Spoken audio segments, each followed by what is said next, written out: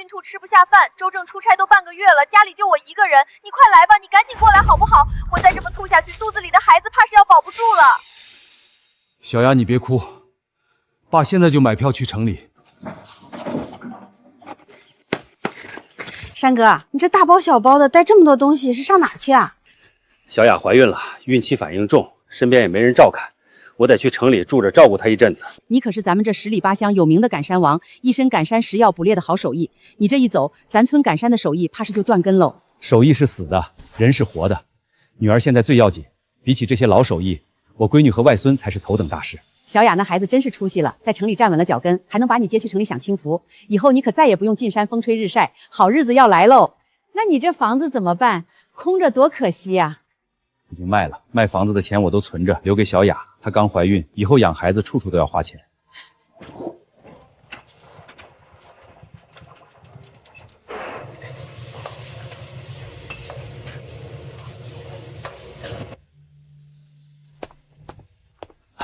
小雅，快尝尝，爸特意给你炖了野鸡汤，用的是我从山里带来的老母鸡，纯野生的，最补身子。你小时候最爱喝这个了。赶紧端走，这么腥，闻着这味儿我就恶心。赶紧倒了，以后不许做这种东西，土里土气的，都是乡下人才吃的廉价玩意儿。这可是正宗的野山鸡，营养价值高得很，我专门从家带过来的。你怀着孩子身子虚，喝了对你有好处。我说了我不喝，我怀的可是周家3代单传的孙子，金贵着呢。万一吃了你这乱七八糟的东西出了问题，我和孩子有任何闪失，你担得起这个责任吗？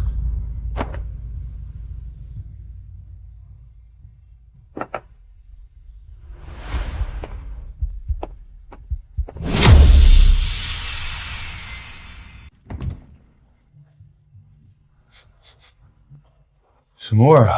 这么香！周正回来了，回来了。爸，你这是做的啥？这么香，没进门我就闻到了。爸，这是你炖的野鸡汤，你手艺也太好了，我正好饿了，我先尝一碗。不许喝！这种土腥气的东西，你喝了一身味道，明天出去见大客户，一嘴的腥味儿，客户怎么看你？合同还签不签了？爸，我不是让你把这鸡汤倒了吗？你怎么还放在这儿？从明天开始，你每天早上都去城中心买那家老字号的燕窝粥，我孕期只吃那个补身体。小雅，城中心离咱家一来一回最少要4、5个小时，太折腾爸了。4、5个小时怎么了？爸天天在家里也闲着没事儿，这点小事都不愿意做。让你倒了你就倒，别总做这种上不了台面的事儿，丢人现眼。记住了，明天一早准时把燕窝粥买回来。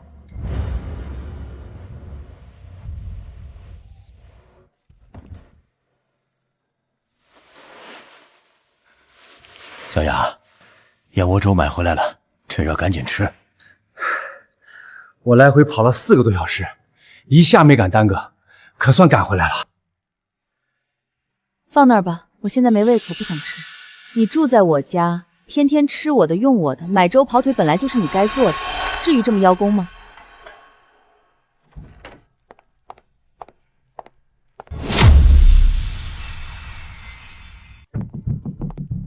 小雅，妈特地一早过来看看你，这阵子孕期还难受吗？妈，你可算来了。我最近一直反胃恶心，浑身都不舒服，身边都没人贴心照顾我。屋里怎么一股野味儿？你爸给你炖山里的鸡汤了？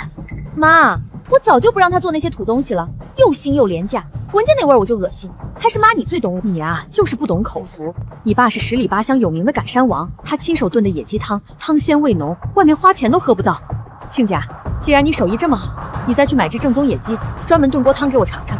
我早就听说你的手艺了，一直没机会尝尝。我今天实在太累了，天不亮就出门买粥，折腾了4个多小时，实在没力气再跑了。你天天在家闲着，不就是跑个腿，能有多累？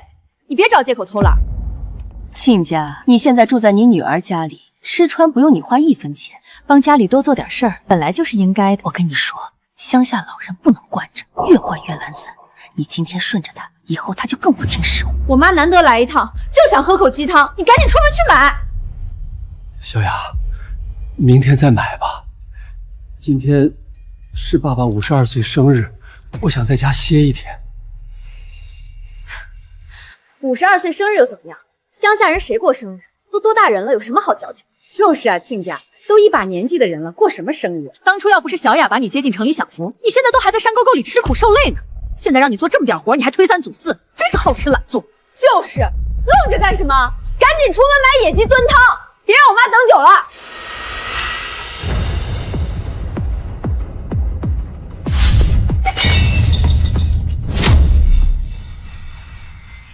我真是受够了！你疯了！这燕窝挣几百块一文，你说甩就甩！好大的脾气，真是山沟沟里来的，一点规矩和教养都没有。你不是山沟沟里来的，你身上流的是不是我的血？不过是在城里住了几年，就当自己是城里人啊，就忘了本儿，对亲爹颐指气使，百般使唤。你。炖鸡汤给你补身体，你嫌土嫌脏，随手倒掉。你婆婆随口一句想吃，就逼着我累死累活去跑腿。我是你亲爹，不是你李小雅的保姆。你们爱吃不吃，老子不伺候了。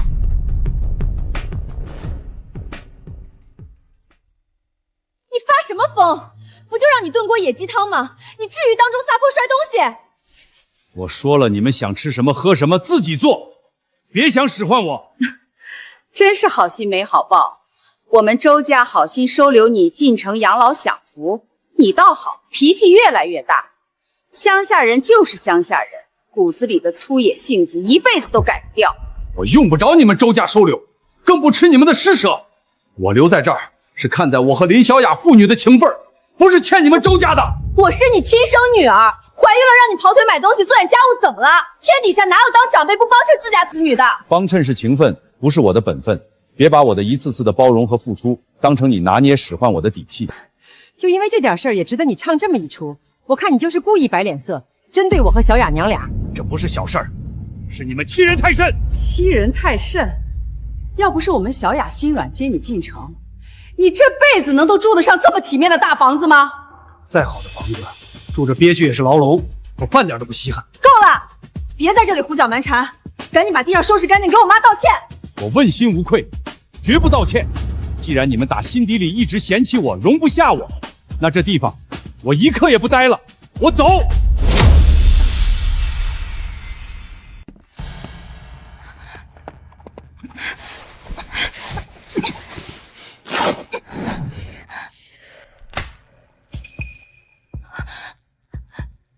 这是什么？藏得还挺严实。20万，你哪来这么多钱？这是我把老家房子卖了的全部积蓄。老家那破房子也就值20万，真是廉价的可。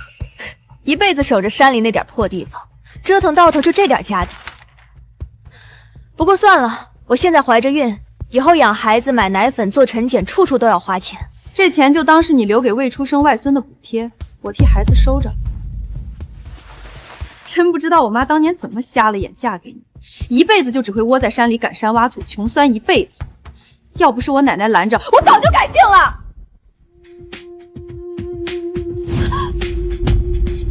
你打啊！打死你未出生的外孙，让街坊邻居都看看你林珊是个多么蛮横粗暴、没本事只会打女儿的爹。我卖房卖地，舍去自己的赶山手艺，进城给你当牛做马。到头来，我成了你嘴里穷酸丢人、上不了台面的累赘。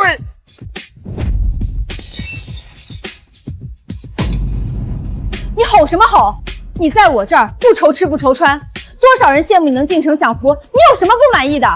倒是你每天弄那些野味儿，把家里搞得满屋子腥味，邻居都在背后议论，说我们家跟养鸡场一样，搞得我在外面根本抬不起头。别在这里无理取闹，我早就受够你了！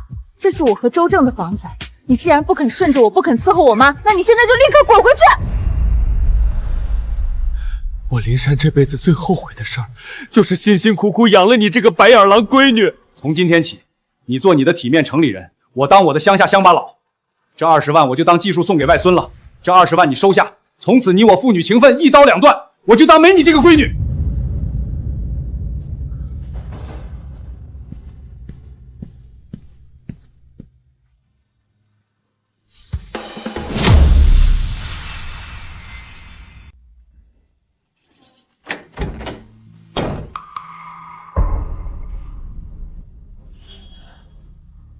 爸，您这是要去哪儿？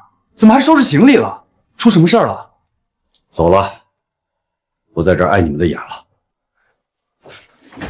爸，您千万别冲动。小雅怀着孕，情绪不好，说话重了点，您别往心里去，我替她给您道歉。您先把行李放下，我好好跟小雅沟通，今晚一定把事情说开，绝对不让您再受委屈。不用了，周正，该说的、该算的，今天都彻底了结了。这个家从来就没有我的位置。爸，现在天色这么晚了，您在城里无亲无故，一个人出去能去哪里？太不安全了。有什么事明天天亮再说。我有手有脚，还有一身赶山的手艺，在哪儿都能活下去，饿不死。那您总得说个去处，我也好放心啊。我去哪儿不用你们操心。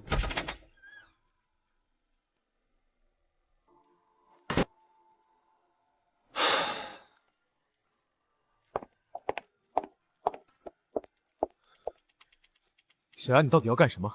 爸为了你卖掉老家房子，舍弃一辈子的手艺进城陪你，你现在赶他走，他能去哪儿？那都是他自己心甘情愿的，我从来没逼他卖房子，也没逼他过来。你讲点道理，爸掏心掏肺伺候你，处处迁就你，哪里对不起你？道理？我怀着孕，天天欲吐难受，浑身不舒服。他就因为一点鸡毛蒜皮的小事，就还摔东西发脾气，闹着离家出走。他是巴不得我动了胎气，出点意外才甘心是吗？爸是山里人，没读过多少书，不懂城里的规矩，刚来城里不习惯，你多包容他一点就好了。凭什么要我包容他？他一来家里就满身腥味，搞得全屋都是怪味，我闻着就恶心反胃。现在走了正好，家里清静不少。小雅，我过几天就要升职了，这是最关键的事情，根本没时间分心照顾你。你要是把爸彻底赶走了，往后谁来伺候你？等过2天你找个机会，好好跟爸说2句软话。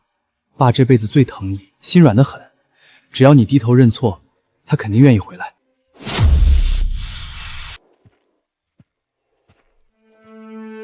当年我是叱咤风云几十年的赶山王，现在我一样可以。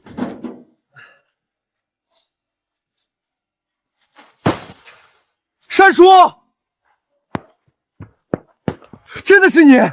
山叔，您怎么回山里了？您不是跟着小雅去城里享福去了吗？是不是林小雅那丫头？是不是她把您赶出来了？太混账了！我现在就开车进城找她讨个说法。别去了，虎子，不值当。从今往后，我就当从没生过这个女儿。虎子，叔现在无家可归，能不能在你这儿先凑合一晚？叔，您这说的什么话？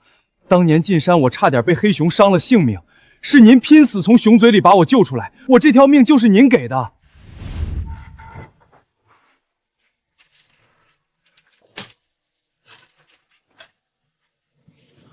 山叔，这才几点啊？外头还黑着呢，你这么早就要出门？进山？这么早就去？山里的雾气还没散呢。今天是雨后第3天，山里的菌子全都冒头了，去晚了就被别人捡了。那我跟您一起去，跟着山叔进山，肯定能捡到好东西。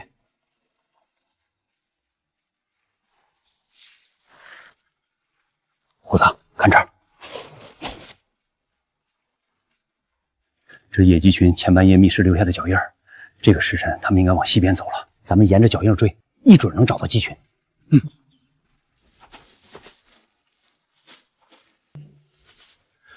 鸡群就在左前方30步远的灌木丛后面。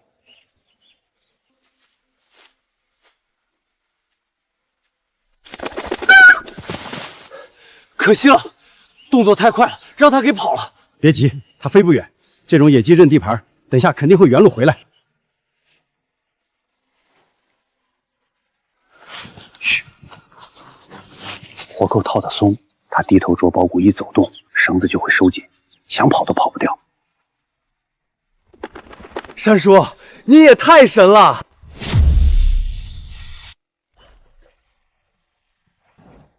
这里应该有好东西。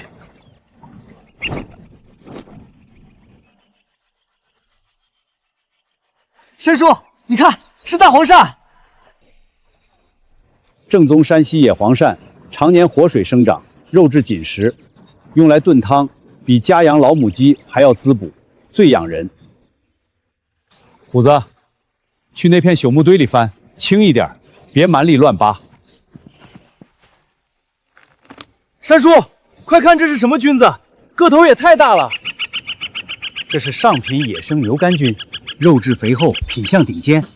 你慢点拿，轻轻拖着菌根，千万别弄碎了，也别破坏底下的菌丝，留着下次还能长。得跟着泥土的纹路慢慢剥离，菌子全靠地下菌丝扎根。要是把菌丝扯断了，这块地以后就再也长不出菌子了。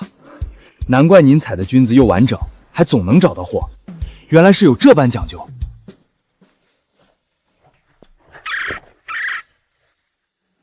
山叔，您真是神了！同样是进山，我就捡点普通野果杂菌，您这背篓里的竹鸡、野兔、精品牛肝菌，全是值钱硬货。您快教教我，怎么才能一找一个准儿？赶山不是瞎逛，要学会看脚印儿、辨风向、识草木。这些本事，我以后慢慢全都教你。好嘞，山叔，我一定好好学。那片山头就是鹰嘴崖，处于深山腹地，人迹罕至，水土极好。有机会我带你进去一趟，那边藏着野生松茸群。松茸，那可是名贵山鲜，这得值不少钱吧？运气好，货够量的话，一趟的收入足够你娶媳妇儿的。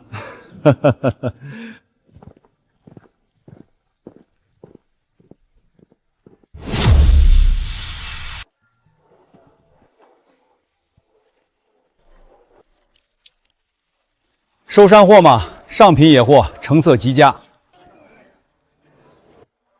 这牛肝菌品相也就一般般，不算顶尖。还有没有别的硬货？没好货我可不收。哟，野兔够肥，皮毛完整，确实是好货。现如今山里野兔多的是，遍地都是，根本不稀罕。这一只我最多给你80块。80？老板你太黑了，这是套子活捉的野兔，全身没有一点伤口，肉质鲜嫩，皮毛完好，拿到别家最少200。再加这只野生竹鸡，深山飞货，灵巧难抓，整个世袭没几家有货。行，兔子和竹鸡都留下，一口价300。走，虎子，去别家问问。行，500，牛肝菌、兔子和竹鸠我全都收了。山叔，咱这就给全卖了，一下子就赚500块。别着急，这才刚开始，这都是小钱，真正的好货还没出手。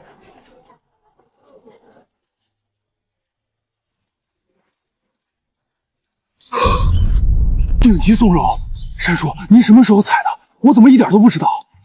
昨晚你睡得沉，我独自去了一趟鹰嘴崖，运气不错，碰到一片野生松茸群，挑了几株品相最好的。山叔，你太牛了，这下咱们真的要发财了。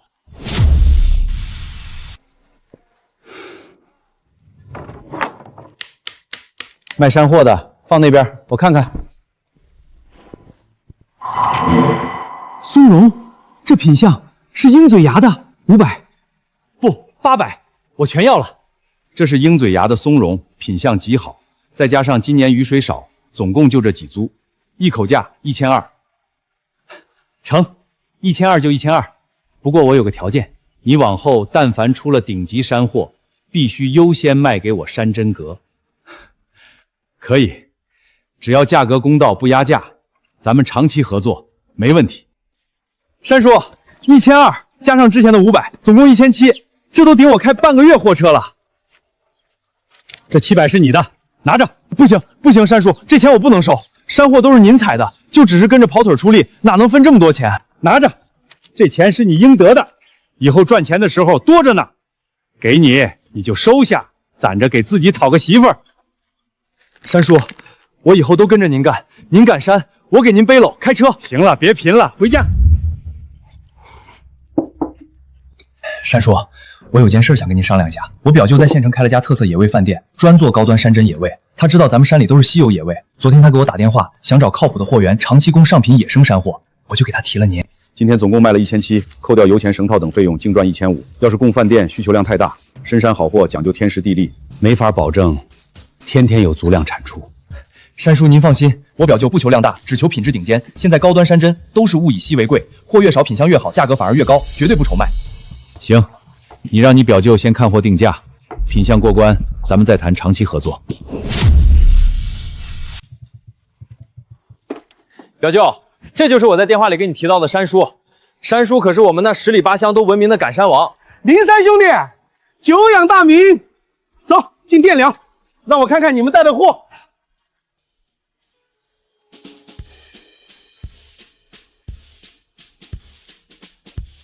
鹰嘴牙的货没错吧？这香气这品相骗不了人。王老板果然识货，兄弟，这货我全要了，而且我想跟你长期合作，但我有一个条件。你这松柔只能供我一家，当然我会按市场价的2倍给你，绝不亏待你。王老板，你再看看这个，这株是散黄，10年才出1株的顶尖山货。真是散黄，我只在老行家嘴里听过，从没见过实物。我出2000，不，2500。你先别急，散黄是稀缺货，普通人一辈子都采不到1株。但我手里不止这点好东西，各类百年老参、极品君王、深山珍品，我都有渠道能采到。好，老弟，你真不愧被称为赶山王。这株散黄我要了，那些普通货我还按市场2倍价给你。你以后有什么好货，一定要优先考虑我啊！山叔，这么稀缺的散黄，5倍市场价别人都抢着要，您2倍市场价就卖了，还告诉王老板您有源源不断的顶级货，万一他压价怎么办？正因为散黄稀缺，拿它当敲门砖，才能吊住他的胃口。我若藏着掖着，他只当我没真本事，随便敷衍压价。我拿出顶级货，再告诉他我货源充足，他才知道我的实力，不敢随意怠慢，只会主动捧着我，给我长期高价。细水长流的生意远比一锤子买卖划算。原来是这个道理，山叔，您不光赶山本事天下一绝，这做生意的脑子更是无人能比。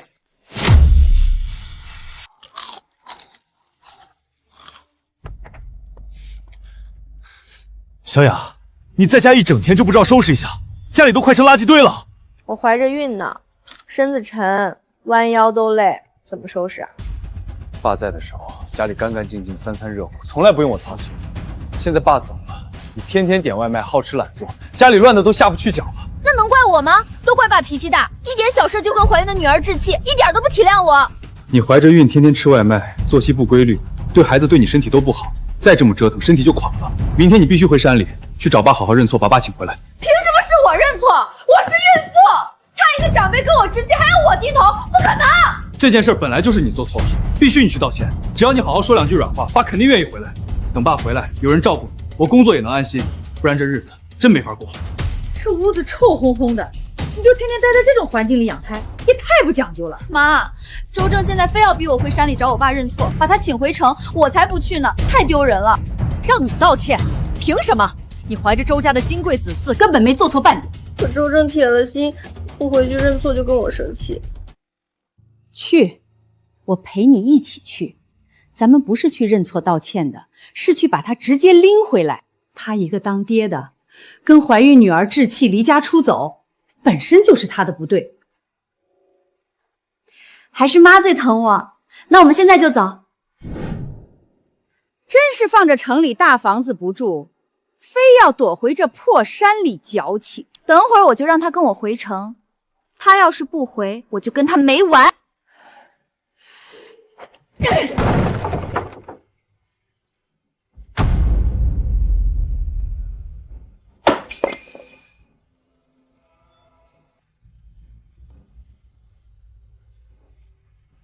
谁这么大胆子，敢踹我家大门？林小雅，你把山叔从家里赶了出来，怎么还有脸找上门？赶紧走！我实在没办法，才一路寻到山里来的。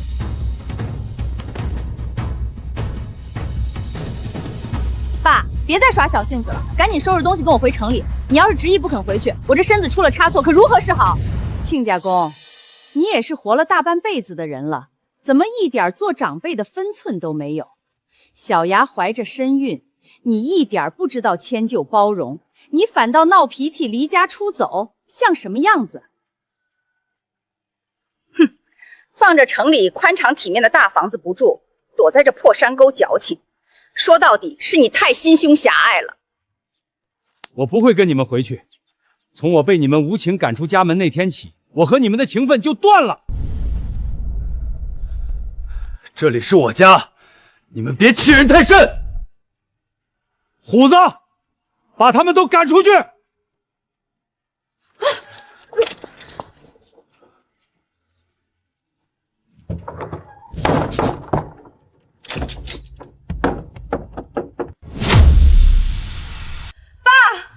开门！你别躲在里面不说话！你今天必须跟我回城里！你不能这么任性，不管我和孩子！各位乡亲，我如今怀着身孕，整日欲吐难受，身子虚得很，就盼着身边有个人照料。可我爸因为几句拌嘴，赌气说走就走，把我一个人丢在城里。这是怎么回事？听这意思，老林头是真不肯跟闺女还城。看着不像啊，老林头一辈子老实本分，从来不是狠心的人，怎么会把怀孕闺女堵在门外？难说，家家有本难念的经。爸，你别躲在里面装哑巴！我怀着身孕，你就忍心把我晾在门外不管不顾？邻里都看着呢，你非要闹得父女决裂吗？你们这些乡里邻居根本不知情。我们小雅好吃好喝的伺候她，她倒好，天天好吃懒做，还要动手打我们小雅。小雅就一点没顺着她，她就给小雅甩脸色跑了回来。老林啊，你别太较真了，女儿怀着孕多不容易，特意下山来接你，当长辈的哪能这么狠心拒之门外？是啊，城里生活条件多好，不比待在山里强。一家人哪有隔夜仇？赶紧开门跟着闺女回去，别再僵持了。小雅，你也别着急，老人家就是一时钻了牛角尖，你怀着身孕可千万不能动气，气坏了身子得不偿失。山叔，他们太过分了，我出去跟他们理论。不用去，我已经说了不会跟他们回城里，再跟他们争辩纯属白费口舌。爸到底要跟我倔到什么时候？我都亲自下山来接他了，他竟然还在这里摆架子。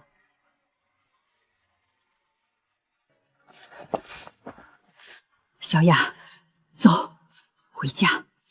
他铁了心不开门，再待下去只会让人看笑话。我凭什么走？是他不讲理，我还没跟他算账呢。先回去，回去再商量对策。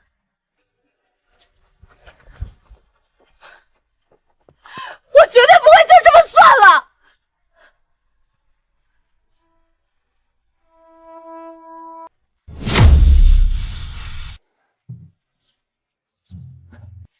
山叔，这婆媳俩心胸狭隘，还爱记仇，肯定不会善罢甘休。他们今天放了狠话，日后大概率还会上门闹事。你明天去镇上买点水泥砖头，把家里院墙加固一下，平日里多留个心眼，防备着。好，我明天就去买，把院墙加高2米，他们来了也不怕。随他们折腾，我早就看开了。我现在只想好好过日子，踏实赶山，比啥都强。虎子，你要学会看地上脚印的深浅，来分辨是什么鸟兽。脚印浅、纹路细的是竹鸡，脚印深、掌印大的就是野兔。脚印深浅大小对应不同的猎物。赶山要先辨风向，咱们逆风前行，猎物察觉不到人气，捕猎时不容易被发现。辨完风向，再看云层湿气，就能预测当日天气，避免进山遇暴雨。明白了，山叔，原来赶山这么多讲究，我之前就是瞎跑。慢慢学，赶山里面都是学问。山叔，跟着您干，每天都有实打实的收获。我现在自己也能认出不少山货。学本事都是这样，熟能生巧，学会了都是自己的。咱们老一辈赶山人最看重的就是敬畏2字。山林养人，做人不能贪心，要取之有度才能长久。所以虎子你要记住，山林里幼崽不能抓，菌根不能挖，幼苗不能采。我记住了，山叔，绝不贪多滥采。山叔，以前我总觉得赶山就是碰运气，现在我才明白，全是实打实的技术和经验，一点不虚。手艺在身，日子就稳，这是最踏实的活路。往后咱们好好赶山，踏实赚钱，安稳过日子就够了。明天你独自去镇上山珍阁送货。叔，您放心，让我一个人去。收货的掌柜是老熟人，规矩你都懂，完全没问题。明天我还要留在家里整理剩下的干货，顺便加固院墙，防备有人上门闹事。叔，你放心，明天就交给我吧。掌柜的，货来了。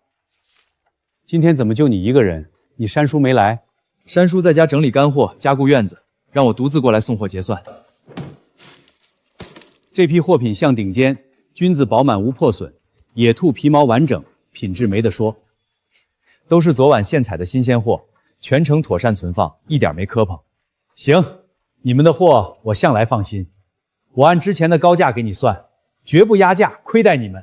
野生山菌1斤20，一共12斤，野兔2只，统算80，再加各类干货零散，总共算下来320块。数数看，一分不少。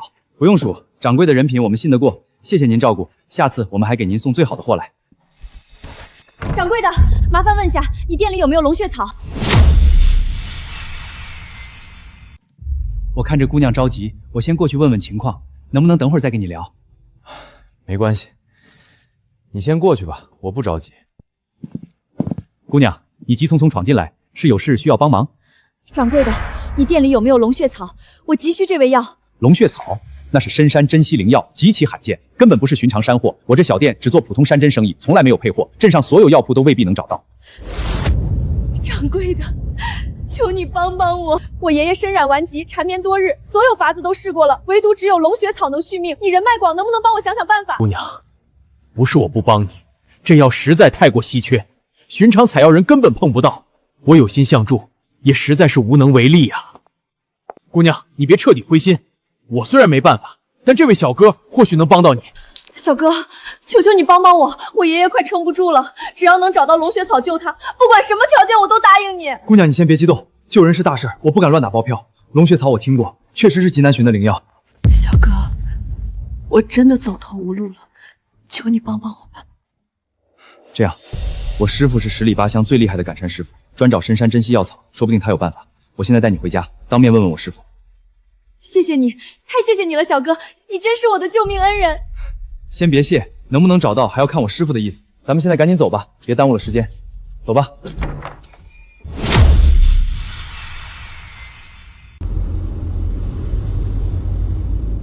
小哥，你们平时采药都是要进深山吗？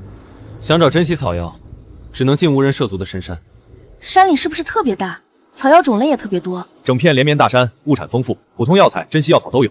那你师傅是不是真的什么深山草药都能找到？那当然，我师傅的赶山手艺是10里8乡公认的，识草辨药无人能比。我爷爷的病真的拖不起了，只能指望这味药了。只要能救我爷爷，报酬什么都不是问题。山叔，我回来了，货款都结算清楚了，都算清楚了，一分没差。山叔，我今天带了个人过来找您帮忙，这位是张兰姑娘，她专程从城里过来找您的。她听闻您精通深山草药，特意托我引荐，想求您出手帮忙寻药。林叔，我想求您帮我去采野生龙血草，我跑遍了各大城市药铺，完全找不到这味药的踪迹。我爷爷的病命悬一线，求求你救救我爷爷吧！姑娘，我先跟你说清楚，龙血草不是普通草药，这味药极其稀有，产量极低，普通人根本见不到。我知道它很珍贵，但我现在也是没有办法了。我爷爷卧病数月，城里所有名医大药房都束手无策，唯一的办法就是找到野生龙血草，稳住他的病情，延续生机。龙血草生长在深山最深处的悬崖峭壁之上，那里地势陡峭，山路湿滑，脚下就是万丈陡坡，而且那片区域野兽盘踞，毒虫遍布，常年无人敢靠近。只要能救我爷爷，不管付出多少酬劳、多少代价，我都无条件接受。求求您帮帮我！这不是多少钱的问题，那里哪怕是常年赶山的老手，也不敢贸然前去。即便是我，也可能稍有不慎被困深山，尸骨无存。林师傅，我爷爷只剩7天寿命，现在只能拿龙血草一试，就算是倾家荡产我也愿意。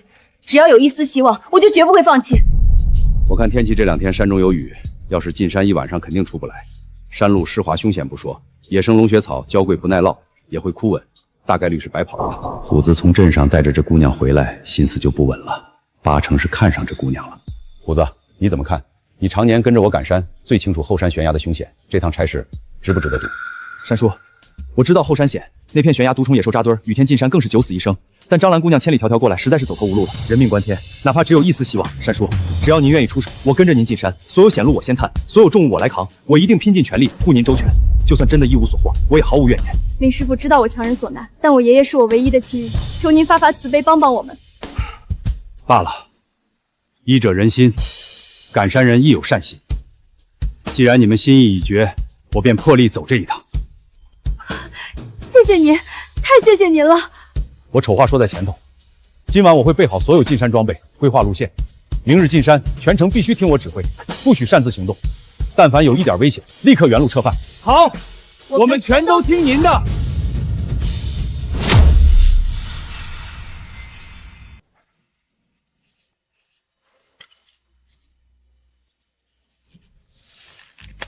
龙血草长在险地，工具必须牢靠，不能出半点差错。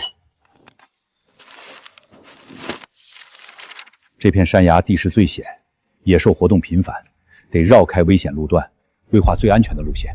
山叔，工具我都帮您检查好了，绳具、刀具全都牢固没问题。干粮和饮用水我也额外多备了1份，足够咱们进山往返使用。进山寻药风险不小，准备充分才能多一份保障。我早就准备好了，跟着您进山，我一定好好配合，绝不拖后腿。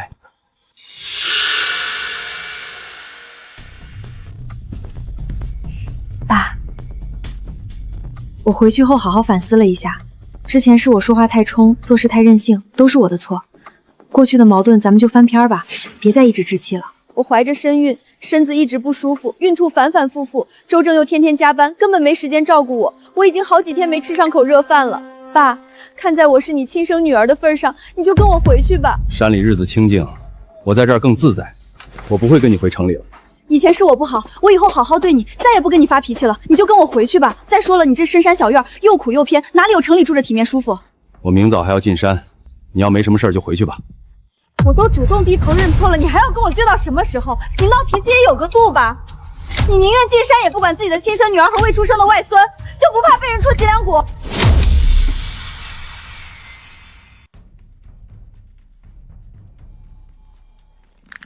你是铁了心不跟我回城，非要进山冒险。再说多少遍都是不回，进不进山也是我的选择，和你无关。怎么样？那老头还不愿意回来？劝不动他，油盐不进，还说凌晨要进山呢。还要进山？十里八乡都知道，山里毒蛇、落石、山猪样样都有。他都52了，身子骨再硬也比不上年轻小伙。这次进山，10有8九可能就回不来了。那也是他自己非要去，我管不着。小雅，你不能这么想，他是你亲生父亲，真要是死在山里，名下半点资产都没留给你，你亏不亏？他卖房的20万已经给我了，一个乡下人还能有什么资产？现金是死钱，保险是活钱。你明天一早赶去山里，哄着他签一份高额人身意外险，受益人直接填你，只要他进山出意外，保险公司赔付上百万，足够你后半辈子衣食无忧。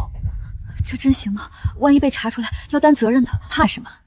就说是子女尽孝，主动给老人买意外险，情理上完全说得通。他本来就执意闯险山，意外属于正常出险，谁都挑不出毛病，总不能让他白白把命丢在山里，半点好处不留自家骨肉。行，明天我提前去家门口堵他。记得态度软一点，别提赔付，只说担心他安危，他才不会起疑心。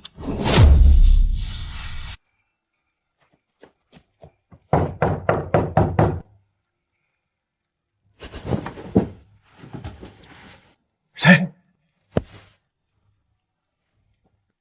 别冲动，我先过去看看。你来干什么？爸，我一整夜都没睡着，一想到你要去鹰嘴崖采药，心里始终悬着一块石头，怎么都放心不下，所以我特意托人连夜办了手续，给你买了份保险。高额人身意外险？没错，保额100万。爸，你也知道鹰嘴崖多凶险，落石、毒蛇、野猪样样都有。你进山万一真有个好歹，我怀着孩子没有收入，这笔钱刚好能保障我和孩子往后的生活。我都弄好了，你现在只需要签个名字就行。听你这意思，受益人写的是你？肯定写我啊，不然还能写谁？咱们是父女，我是你唯一的直系亲属。你白天劝我回城里，连夜办保险，你是担心我出事，还是盼着我出事呢？你别把人想得这么龌龊，我就是想给你求个保障。我怀着孕半夜顶着冷风过来，你不心疼我就算了，还污蔑我，你心里到底有没有半点父女情分？林小雅，收起你这套虚伪的说辞，立刻滚！我好心好意为你着想，你就这样对我？我妈说的对，你骨子里就是个自私又固执的人，放着城里安稳日子不过，非要玩命进山，我看你早晚死在山里。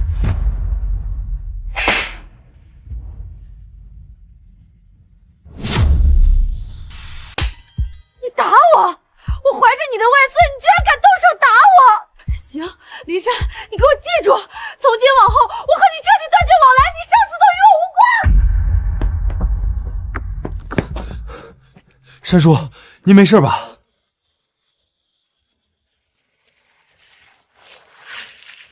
没事儿，不用管他，我们走。张兰姑娘还在等我们。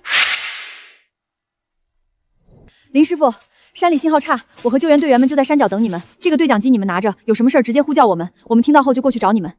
这个东西山脚能用，越往里走信号越弱，等真到龙血草的地方就用不了了。先拿着吧，万一有用呢？这雾不是普通山雾，是瘴气，吸多了会出现幻觉，分不清现实。你们就在山脚下，不到万不得已，千万不能进入。山叔，这雾太吓人了，5米开外啥都看不见。我听说去年有个采药人在这迷路，找着的时候人都硬了。龙血草只有这种天气才能被发现，等雾散了就不好找了。现在瘴气还不是最浓的时候，等天一亮，谷内气流翻转，瘴气直接沉在林间散不开，蛇虫也会出来觅食。那我们现在赶紧进山。你们别靠林子太近，瘴气会顺着山峰飘出来，最好站在10米外的路上。那你们路上小心，一切以生命为重。我走前头，你跟在我身后3米远，听见任何动静都别惊慌。这里野猪多，动静太大可能会把它们引来。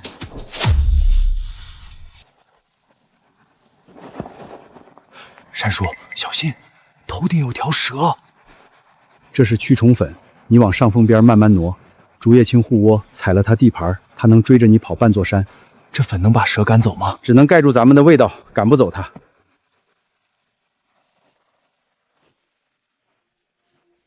摆石头是干啥用的？用来标记菌类和血参位置，咱们下山时能顺路采，不白绕路。我爹那辈就这么记录的，山里最简单的活地图。贴树干能听出啥？隔着树皮还能分辨动静。腐木传音比空气清楚，山里鼠类、五步蛇爬行震动都不一样，我听了20多年，分得清。刚才一路走来，我浑身都发毛，总觉背后有东西。是瘴气轻微影响神经，别回头，目视前方走就行，越慌越容易出错。这味冲得慌，野猪肯定就在附近。成年大公猪，体型少说有200斤，泥还没干高，味道也没散，最多1小时前从这儿路过，没走远。他会不会躲旁边草堆里趴着？大概率在歇着，刚喝完水，懒得乱跑。那咱们绕路走行不行？绕路要多走3个小时，天黑了也下不了山。崖壁药材就这2天能采，错过了不知道要等到什么时候。那布陷阱能稳住它吗？稳不住，只能拖20分钟，争取撤离时间。麻绳怕獠牙切割，这头野猪牙比普通野猪更锋利。要是撤离路上和野猪正面撞上，开山刀能顶住吗？顶不住，200斤野猪冲刺能直接撞碎肋骨，刀只能干扰，没法击杀。我上周在这儿布的绊脚绳还没坏，看来野猪上周没来这儿喝水，这回正好能派上用场。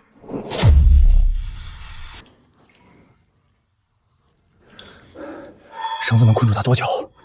撑死20分钟，麻绳不经磨，它獠牙几下就能咬断。上次我布了同样的陷阱，它10分钟就挣脱跑了。那它挣脱之后会不会闻着味找上咱们？100分100会，野猪报复心极强，一旦让它抓到，必死无疑。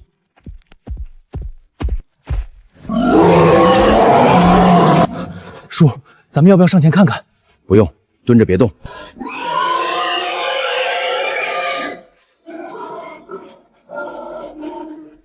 这野猪声音小了，是不是挣脱了？是累脱力了。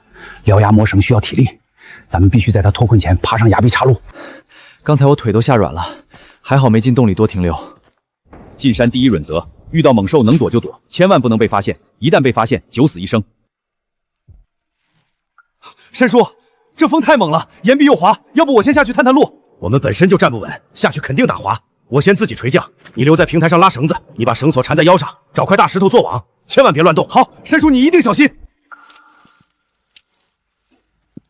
虎子，找到了一大片龙血草，旁边还有石斛，有地方落脚采摘吗？有多少株？少说有10-20株。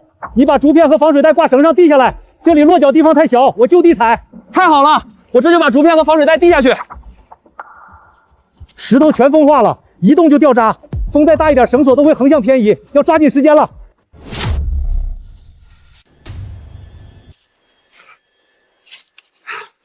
虎子，拉我上去。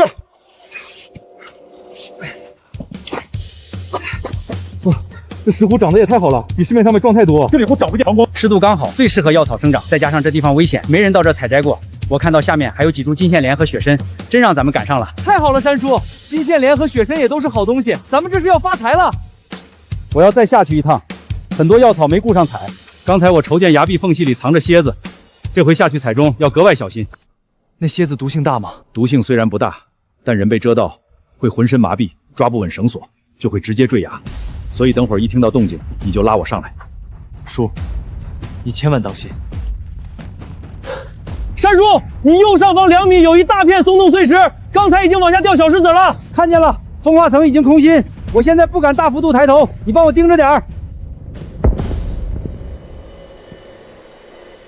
山叔当心，差一点就砸到头，要不先爬上来避险。不用，就这一块松动，其余岩层还算稳固。我已经采齐5株成熟龙血草，品相都达标，刀要留3厘米茎基，不能连根铲。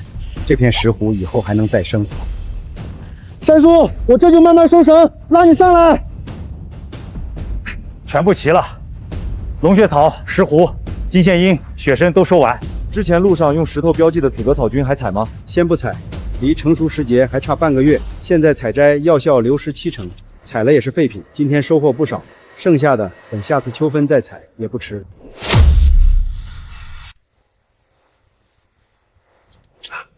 山叔，那头野猪顺着洪水边上过来了，陷阱全被冲没了，拦不住它。别往岩壁正面躲，雨水打滑，岩壁没法借力。等我提前半年凿的避险便道。还有这种路，我跟着进山好几次，从来没见过。我特意藏在藤蔓后面的，就是防备山洪、猛兽堵路，平时不会外露。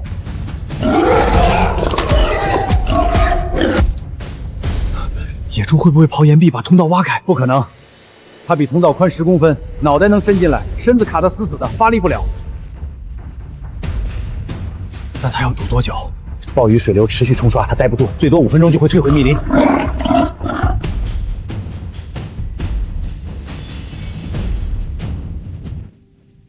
林师傅、虎子哥，你们没事吧？有没有受伤？山洪太突然，我们差点准备进山搜寻。就胳膊蹭破点皮，不碍事儿。药草都是雨下之前摘的，全在防水袋里，一点没进水。太好了，我爷爷的病有救了。雨太大了，先进帐篷再说。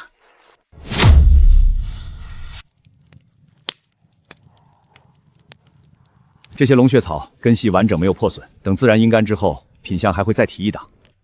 这些龙血草比我预估的野生品级还要高。除了你要的龙血草，这次我们还收获百年铁皮石斛12丛，金线莲净重半斤，野生血参3根。我前阵子打听了，市面上光是零散龙血草1克就要1200，咱们这么多稀有草药，普通药铺根本吞不下这批货。别担心，我表哥就是主营高端珍稀药材私拍，我可以介绍给你们认识。你这批崖壁药材走专场拍卖，溢价最少5成，比卖给医馆利润高太多。太好了，这下不用担心销路了。要等药材彻底自然阴干脱水，药效才能浓缩。崖壁药材和平地野生货不一样，脱水不会损耗有效成分，越干越保值。我已经预约冷链专车，车厢恒温18度，天亮直接拉回市区库房。不能用冷链，密闭低温会让药材内部反潮，后期容易发霉腐烂。那我这边要怎么配合？脱水大概要多久？给我一间避光通风的干燥房就行，不需要设备，连续24小时，恒温22度，湿度40以内，必须我本人全程盯着。上次暴雨进山，采到的药草来不及转移，3株成熟血参直接烂掉，忙活了几天，全部白费。林师傅，您真是太专业了，看来我真是找对人了。接下来可能还要麻烦您陪我去见见负责诊治我爷爷的老中医，我一个外行实在不懂。没问题，我好人做到底。这龙血草品相无可挑剔，刚好匹配老爷子续命古方。目前能够在深山的岩壁上采药，还懂得保留完整根须的人，方圆百里找不出第2个了。前辈过奖了。林师傅太谦虚了，我可是找了几个月都没找到能去鹰嘴崖采龙血草的人，您一出手竟采到5只极品龙血草，您这胆识，方圆百里怕是无人能及。都是积攒了一辈子的经验，不足称奇。按照咱们事先说好的，这是剩下的50万，我当场转你。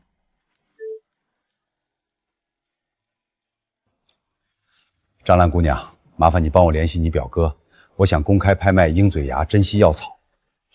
放心吧，我已经提前和我表哥说了，你救了我爷爷，是我们张家的恩人，这点小事儿就交给我和我表哥来办吧。表哥，龙血草已经采到了，我和林师傅现在在医馆。有点事需要你帮忙，你能不能过来一趟？好，我现在就过去。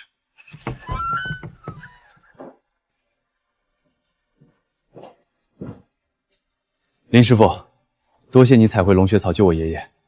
之前我拖遍圈内采药人，没人敢碰鹰嘴崖，这次真的多亏你出手了。小美，你刚在电话里说有什么事需要找我帮忙？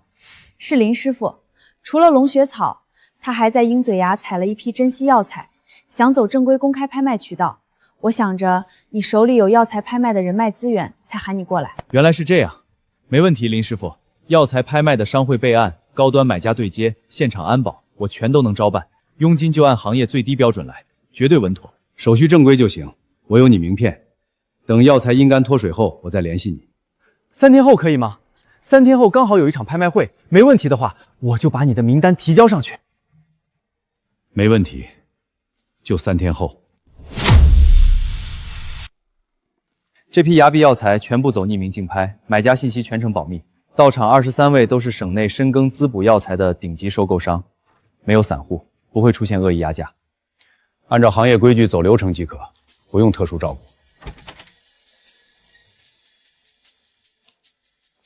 好不容易从你二姨那里弄到的入场券，今天到场的可全都是富商老板，多认识几个人，以后周正工作、家里做生意都能借上力。妈，这二手礼服太紧了，我肚子被勒得不舒服。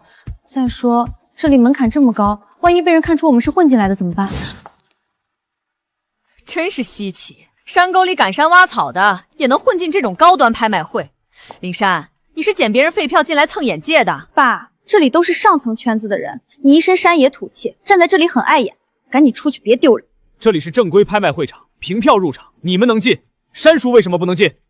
你一个开皮卡跑山路的跑腿也敢插嘴，物以类聚，两个山里泥腿子，这辈子都接触不到场内的有钱人，来这里纯属自取其辱。妈，别跟他们废话，浪费时间，我们还要去认识老板，别被底层人耽误正事。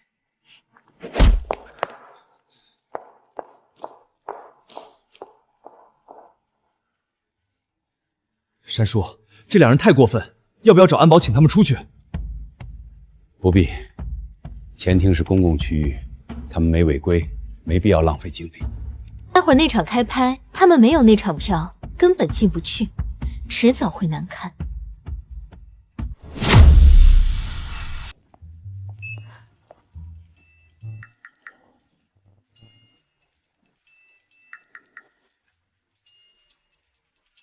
本次专场3号拍品：鹰嘴崖背光崖壁野生铁皮石斛12丛，崖壁原生环境生长，无人工干预，起拍价28万。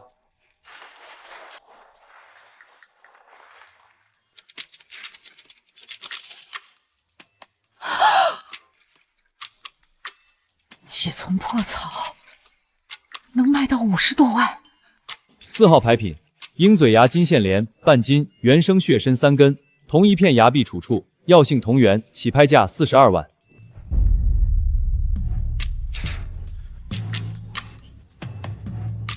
压轴拍品：5株完整根系鹰嘴崖龙血草，市面近3年无同品账货源，起拍价100万。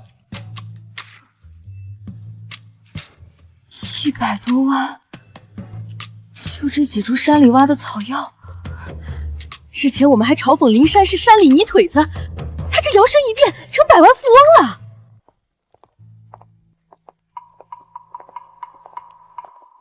扣除最低堂会佣金，实际到账350万，已经实时转入你的指定银行卡。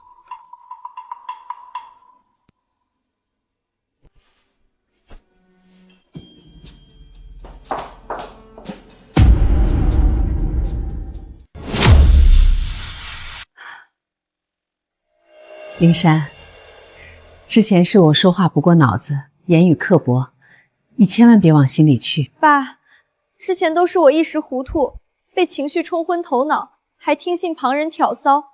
我知道错了，咱们终究是父女，血脉割不断，之前断绝关系的话都不算数。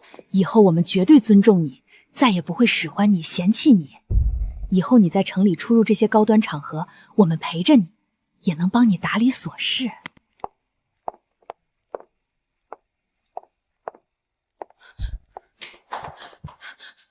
爸，你就不能说一句话吗？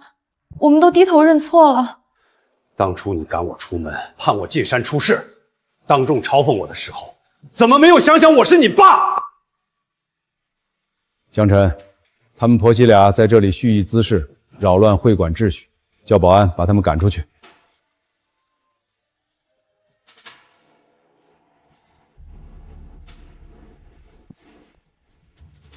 两位女士，请你们立刻离开。林山，你个白眼狼，发达了就翻脸不认人！你个乡巴佬，你以为你算个什么东西？林山，你太冷血了！就算断绝关系，我也是你女儿。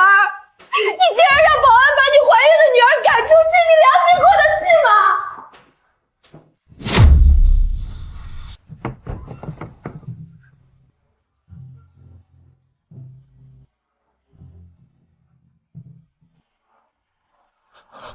山叔，350万，我这辈子都没见过这么多钱。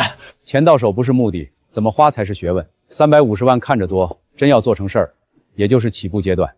林叔，我今天是真服了，拍卖场上那几个人轮番抬价，我手心都攥出汗了。您坐在那儿连眉头都没皱一下，换旁人突然拿这么多钱，早飘得找不着北了。我52了，山里风里雨里闯了半辈子，啥起落没见过。钱这东西能拖人往上走，也能拽着人往下踩，根子正才不会走歪。江晨，今天多亏你从中牵线，还帮着把控流程，省了我们不少麻烦。佣金按你们行里正常标准算，回头我让虎子转给你，一码归一码，不能让你白忙活。林叔，您救了我爷爷，这点忙算什么？以后但凡有拍卖需求，您直接找我，分文不取。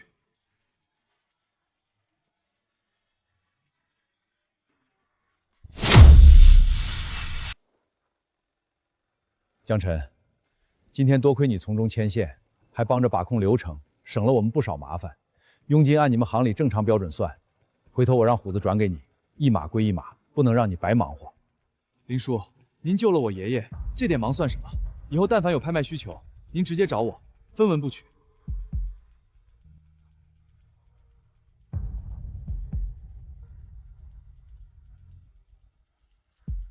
虎子，明天一早你跟我去镇上实地看看这块地，350万，我打算拿出150万，把这厂房盘下来，改造成山货加工基地。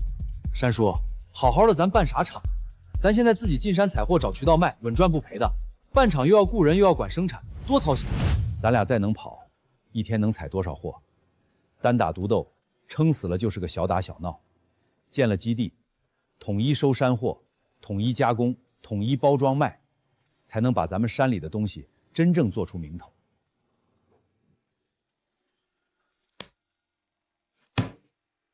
山叔，您这是要带全村人一起发财啊？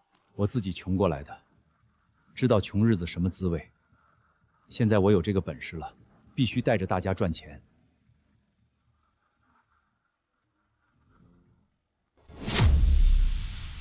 虎子，这事儿我一个人干不成，得你帮我。基地建起来之后，日常收货、管工人、盯生产都交给你负责。别人我信不过，你踏实肯干，我放心。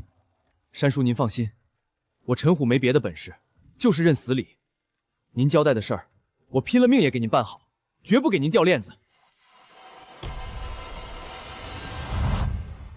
我林山在这里跟大家承诺3件事：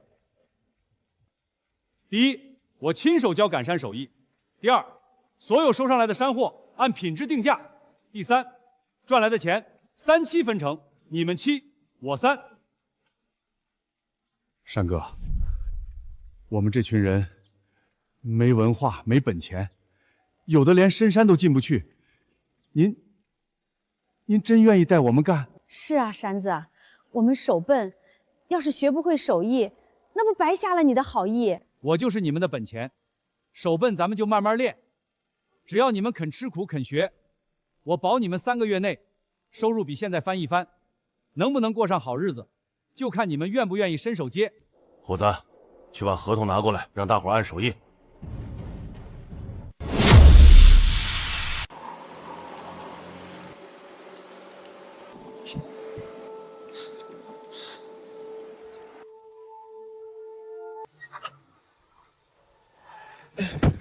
该死，陷进去了。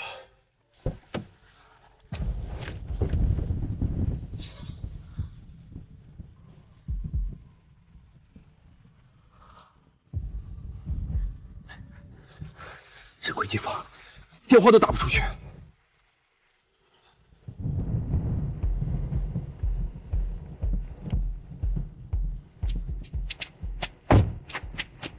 虎子，你没事吧？张兰，你怎么来了？我给基地打电话，说你送货晚了2个小时，我担心你出事儿，就沿路找过来了。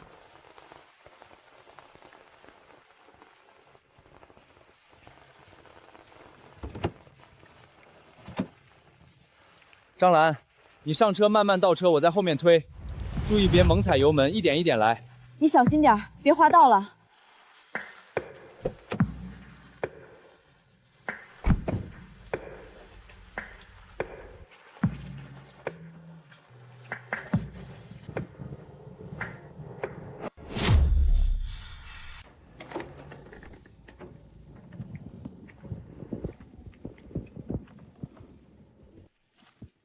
出来了，张兰，停！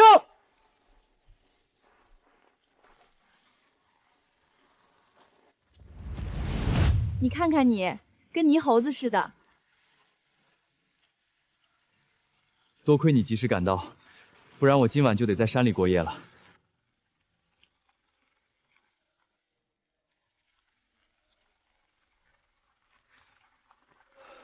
张兰，我有话想跟你说。你说，我就是个山里汉子，没文化，没背景，只会开车跑腿。你城里人，又有钱又有见识，我配不上你，但我是真心喜欢你。你要是不嫌弃我，我陈虎这辈子就认定你一个，拼命努力，绝不让你受委屈。虎子，我看中的不是你有多少钱、多大的本事，我看中的是你的人品，踏实、真诚、有担当，这些比什么都有分量。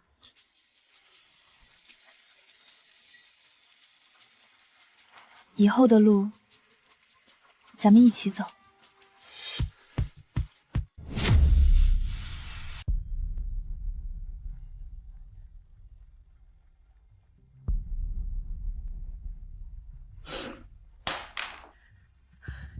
350万，那个老东西一下子变成了百万富翁。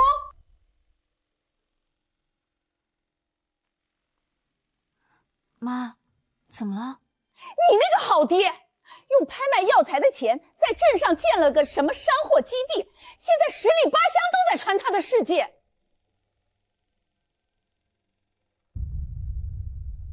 他居然真的发达了。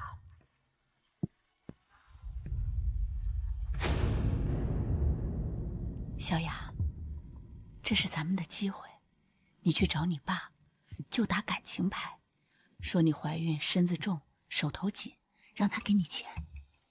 可是他上次那么绝情，连拍卖会都不理我。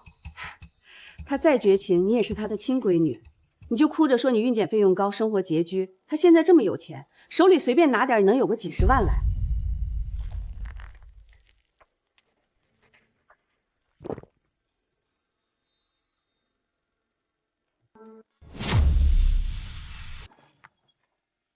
爸，我最近手头紧，孕检费用越来越高，周正工资也不高，家里都快揭不开锅了。您能不能借我点钱？你去找周正。周正那点工资根本不够。爸，您现在有钱了，帮帮您女儿怎么了？我肚子里怀的可是您的外孙啊！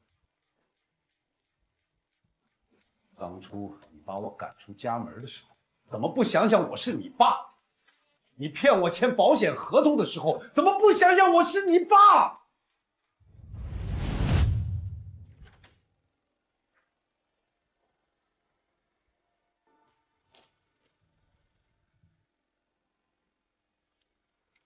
你又去找爸了？我就是去看看他过得怎么样。小雅，别再折腾了，爸不欠咱们的，你一味的索取，只会让他更反感。你懂什么？他现在发达了，帮帮自己女儿天经地义。你就是没出息，连老婆孩子都养不起。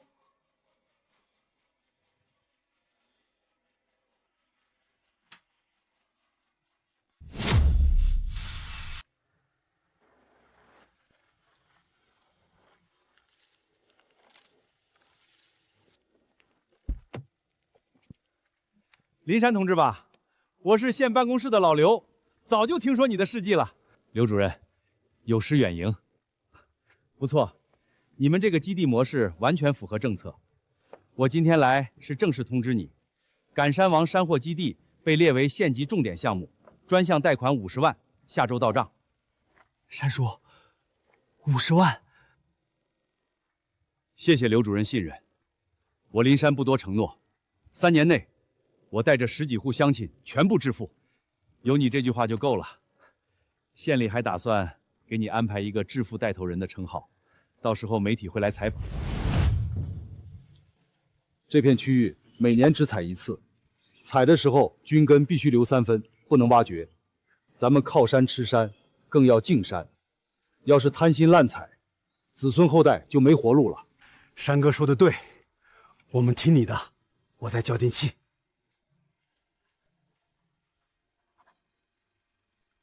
山叔，我回去就把轮采制度写到基地章程里。我做了大半辈子赶山人，最懂山里的规矩。山林养人，人不能贪心，取之有度，才能长久。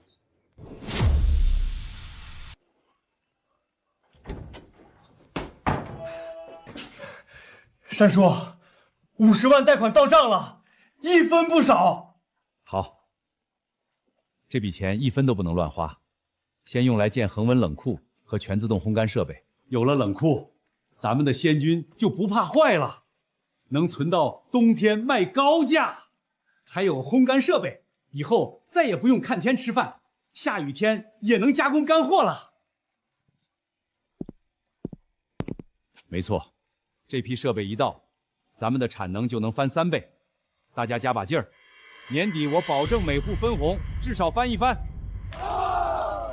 县前2位情况，县局人进不空，一会单位县局人的职部分都在情况。凭什么？那个老东西凭什么能拿50万贷款？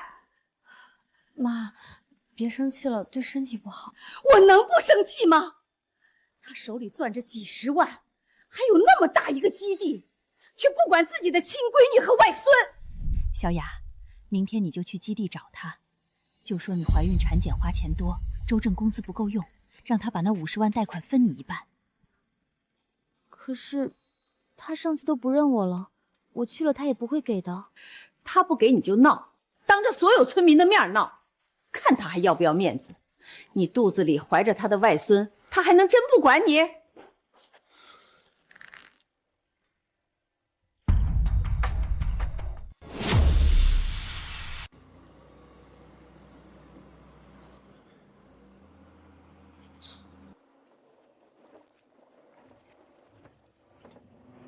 林老板，您放心，我们保证半个月内完工，质量绝对没问题。辛苦大家了，冷库的保温一定要做好，这关系到咱们所有山货的品质。林叔，您看看，又有3家大公司跟咱们签了长期供货合同，订单都排到下半年了。太好了，这下咱们再也不愁销路了。订单多了，品质更不能放松。虎子，你去盯着分拣车间，所有山货必须按等级分类，一点都不能马虎。放心吧，山叔，我这就去。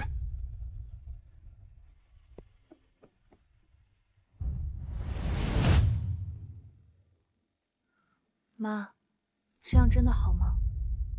有什么不好的？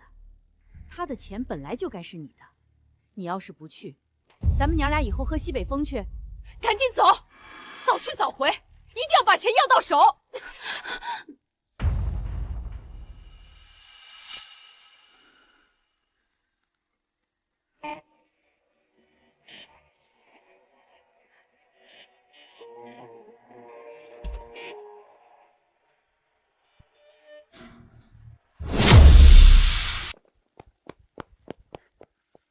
林叔，您看，县里的专题报道整整1个版面，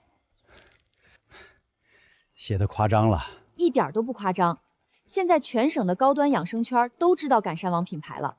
这几天我接到10几个咨询电话，都是大公司想合作的。山叔，咱们要发达了。名气大了，麻烦也多。虎子，从明天起，所有出货必须我亲自验货，品质绝不能有一丝马虎。咱们是靠真本事吃饭，不是靠炒作。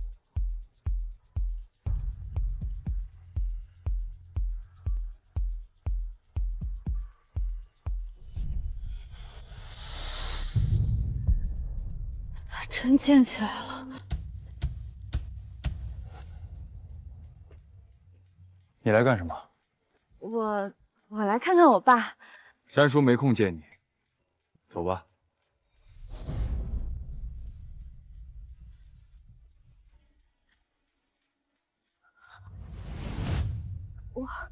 我肚子不舒服，我爸不能连自己女儿的身体都不管吧？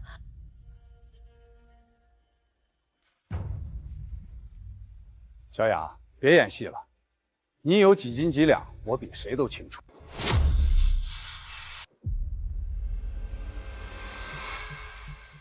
林珊，你就这么冷血？我怀着你的外孙，你连门都不让我进！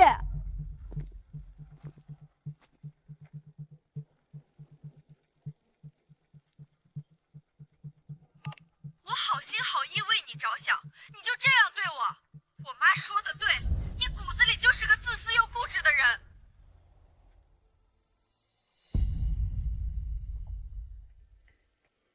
当初你赶我出门，盼着我死在山里的时候，怎么不想想我是你爸？你当初从我手里拿走20万的时候，考虑过是我卖房的钱了吗？父女情分，我已经尽到底了。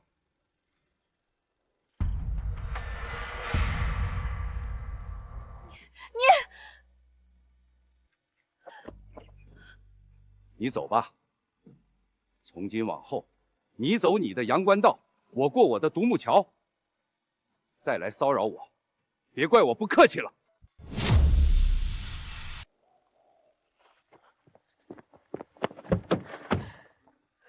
我一定会让你后悔的。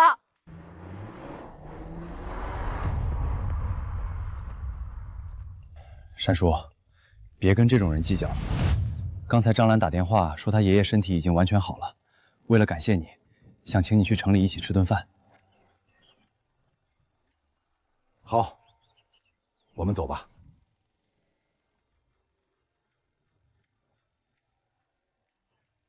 林师傅，多亏了你采回龙血草，我这把老骨头才能坐在这里吃饭。你可是我张家的救命恩人呐！老爷子客气了，举手之劳。林师傅，我听张兰说了您的事迹，非常佩服。我有个提议，我想投资赶山王品牌500万，帮您开拓全国市场。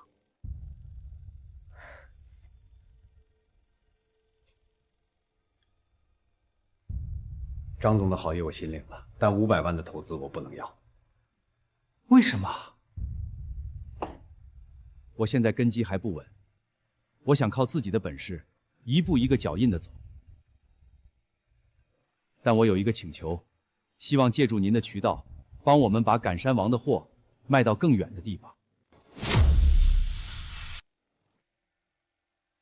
张总的好意我心领了，但500万的投资我不能要。为什么？我现在根基还不稳，我想靠自己的本事，一步一个脚印的走。但我有一个请求，希望借助您的渠道，帮我们把赶山王的货卖到更远的地方。好，有骨气，渠道的事儿包在我身上，1分钱不收。不骄不躁，德行兼备。林师傅，你这人品比你的手艺更难得啊！林叔，您今天拒绝500万投资的事儿，让我刮目相看。换做别人，早就迫不及待签字了。钱来得太容易，人就容易迷失。我林山一辈子靠双手吃饭，这个根不能丢。小伙子，我听说你一直跟着林师傅。是的，张总，山叔走到哪儿我跟到哪儿。坐，别紧张。我看你对张兰挺上心的，你们俩……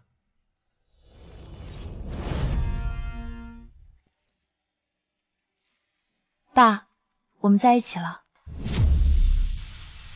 张总，我知道我现在条件配不上张兰，但我会努力的。跟着山叔，我学了不少东西，以后一定让您放心把张兰交给我。好好干，我等着看你们的好消息。虎子是我看着长大的，人品我担保，张兰姑娘跟着他不会吃亏。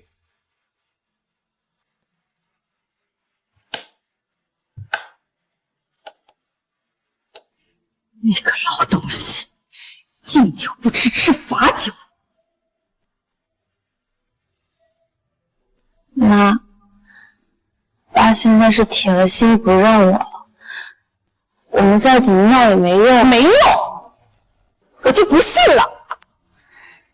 你去找你爸，就说你流产了，是他把你气流产的，看他还有没有良心。妈，这能行吗？万一被拆穿，不被拆穿不就行了？你去医院走一趟，开个假证明。你爸一个乡下人，懂什么？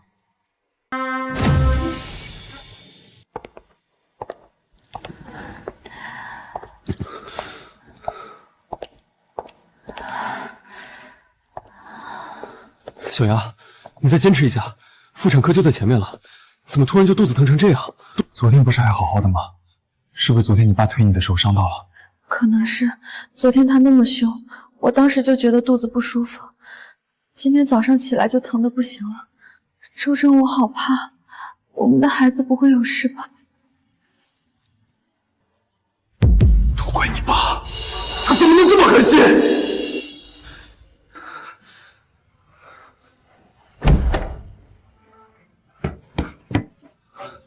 山叔，我刚从镇医院的朋友那儿打听到一个消息，林小雅去医院了，说是流产。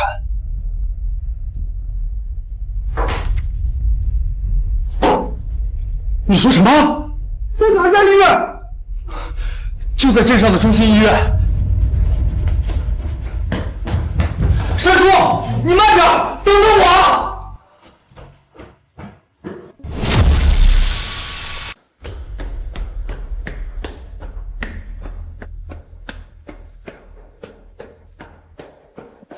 小雅，小雅，你在哪儿？山叔来看你了。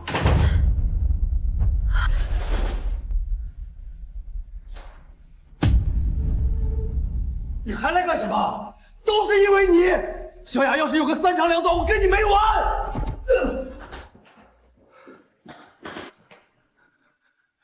小雅，你怎么样？孩子真的没保住吗？哪里不舒服？快让爸看看。老人家，你别太激动，病人是情绪过于激动导致的先兆流产，孩子没保住，需要好好休养。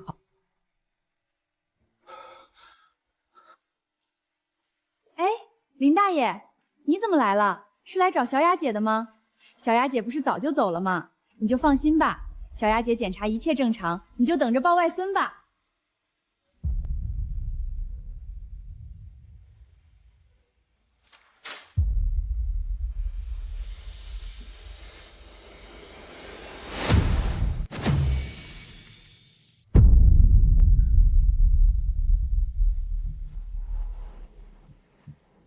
小雅，护士说的是真的吗？你根本没流产，你在骗我！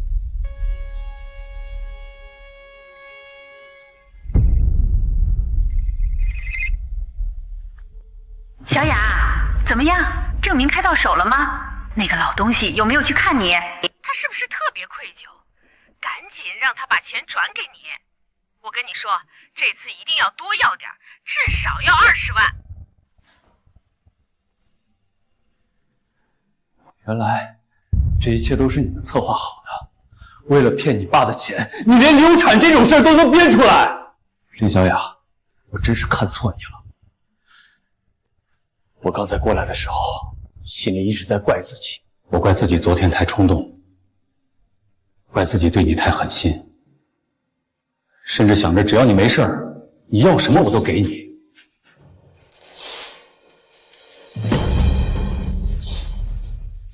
我林山这辈子没做过一件亏心事，我辛辛苦苦把你养大，我以为就算你不懂事儿，至少还有点良心。可我没想到，你为了钱，竟然能这么狠心，拿自己没出生的孩子来骗我。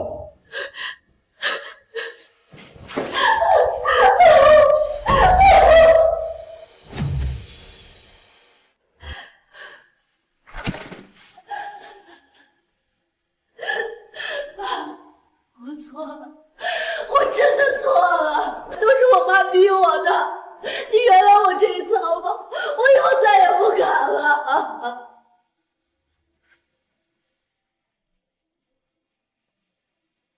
不用再说了，从你编造出这个谎言开始，我们父女俩的情分就已经断了。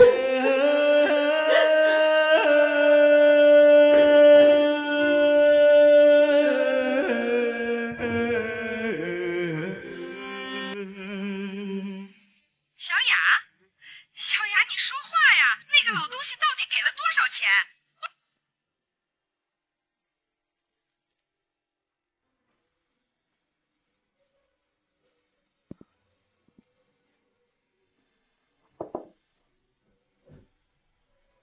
山叔，别抽了，对身体不好。这事不怪你，是小雅她自己走歪了路，是赵桂莲那个女人把她教坏了。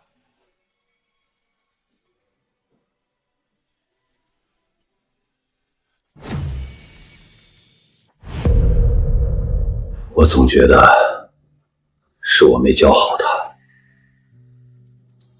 他小时候那么乖，怎么就变成现在这个样子了呢？跟你没关系，是他自己贪财，被赵桂兰灌了迷魂汤。你为他做的已经够多了，仁至义尽了。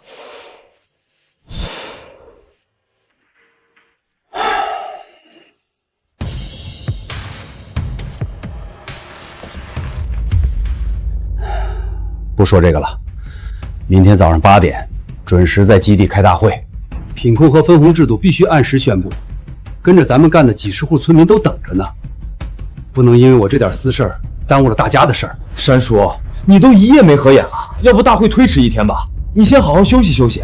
不行，答应了大家的事儿就不能反悔。我没事儿，这点事儿还打不倒我林山。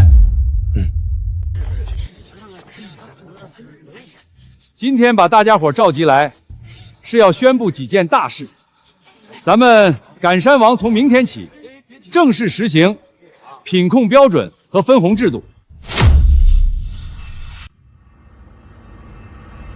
所有出货必须经过我亲手验货，品质分3等，上等品走高端渠道，中等品走批发，下等品一律留作自用，绝不流入市场。山哥说的对，咱们不能自己砸自己招牌。第二件事儿，从即日起，陈虎正式担任赶山王基地副总经理。我不在的时候，他说了算。将来我老了，这摊子就是虎子和张兰共同的。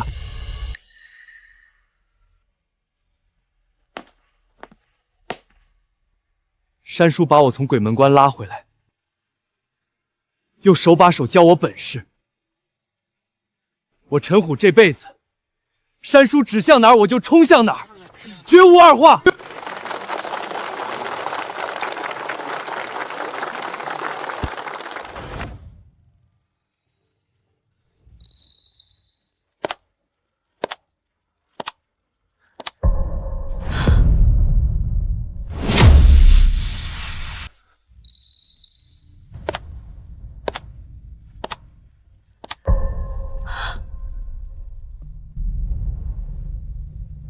小雅，为什么要这么做？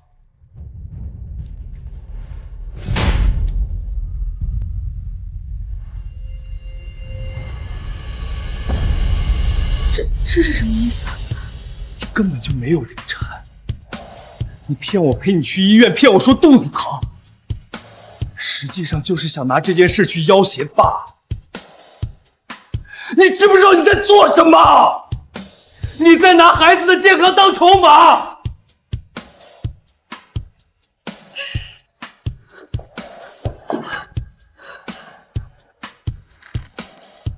李小雅，我周正这辈子没对你发过火，但这次你太过分了。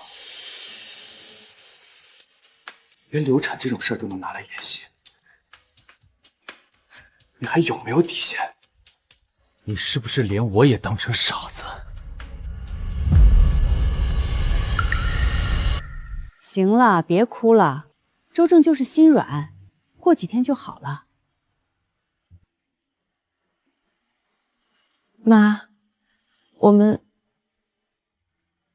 是不是从一开始就做错了？妈，我们是不是从一开始就做错了？你什么意思？我这么做都是为了谁？他现在有的是钱，他都52了，还能活几年？你沉住气，到时候他的钱全是你的。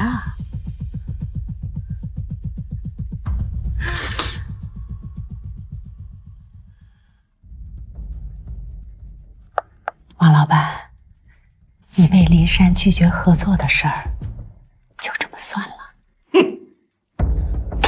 那老东西不识抬举，双倍价收他的货，他还端着架子。现在他自己搞品牌，把咱们的财路都断了。我那野味轩如今生意惨淡，再这么下去就得关门。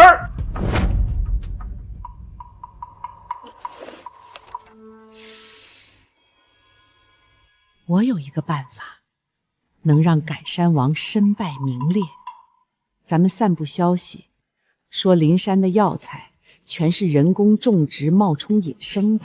现在那些城里人最讲究天然原生态，只要风声传出去，他的牌子就砸了，客户全跑光。这能行吗？得有证据吧？证据，配几张似是而非的照片，再找几个熟人添油加醋，谁还管真假？舆论这东西，传播3天就变成了真相。干了，少姐，你说怎么办？我全力配合。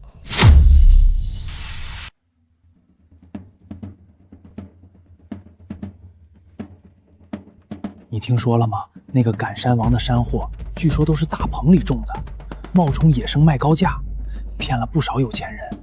真的假的？我还打算买呢。要是人工种植的，那跟菜市场买的有什么区别？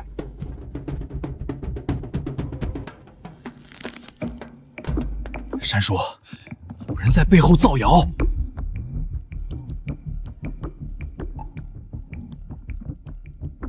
不用慌，清者自清，但咱们也不能坐以待毙。胡子，明天你联系质检部门和检测机构，申请对所有产品进行全面检测，拿到权威报告就是最好的反击。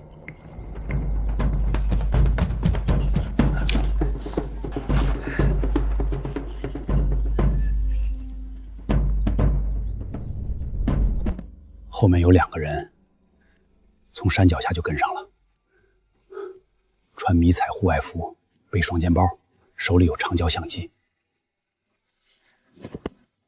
别回头，装作不知道。他们想摸清咱们的采货路线和秘密基地，那就带他们兜圈子。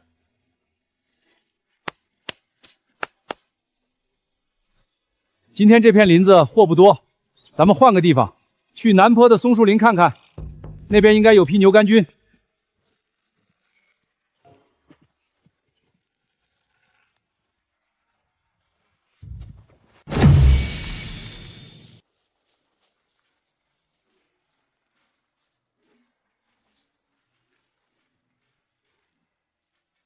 牛肝菌要看菌盖颜色，这种土黄色的最普通，不值钱。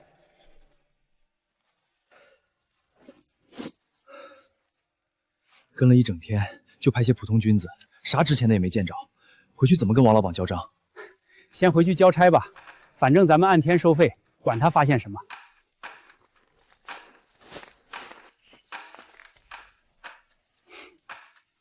王老板派来的，他们想摸清咱们的采货路线。今天带他们在南坡兜了一天的空白林子，白忙活一场。山叔，您怎么发现他们的？山里活了几十年，风吹草动都瞒不过我的耳朵。那2个人脚步太重，隔着50米我就听到了。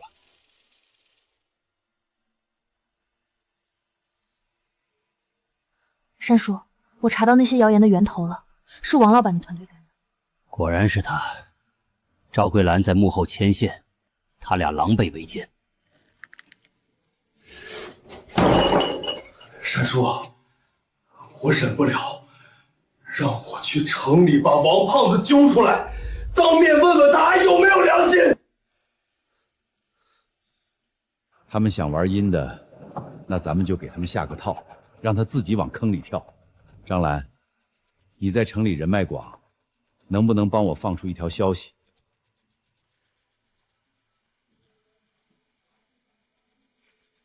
没问题，包在我身上。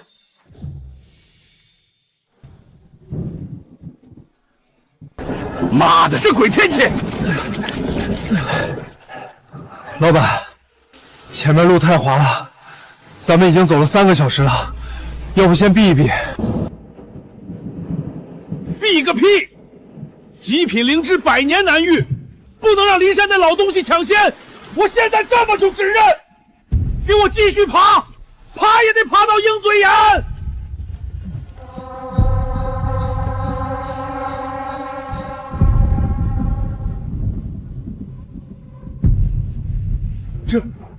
这不对啊！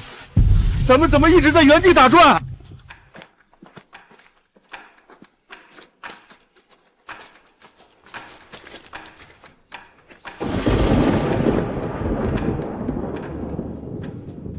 山叔，你也太聪明了吧！把采药区必经之路上的几处岔路标记指向改到了一片地形复杂的死胡同山坳，他们还真就出不来了。山叔，王老板那帮人现在应该在山坳里喝西北风呢。那片山坳叫迷魂套，进去的人没有向导，至少得转2天才能出来。戏演够了，该收场了。他们困在山坳里，暴雨一下，山洪随时可能爆发。你给山脚守着的救援队打电话，让他们去把人带出来，别真出了人命。山叔，您还要救他们，让他们在山里多困2天不好吗？见死不救不是咱们赶山人的规矩。他们坏，咱们不能跟着坏。王老板那个废物，连个老东西都搞不定，自己的人被困在山里，还得让骊山派人去救，丢尽了脸。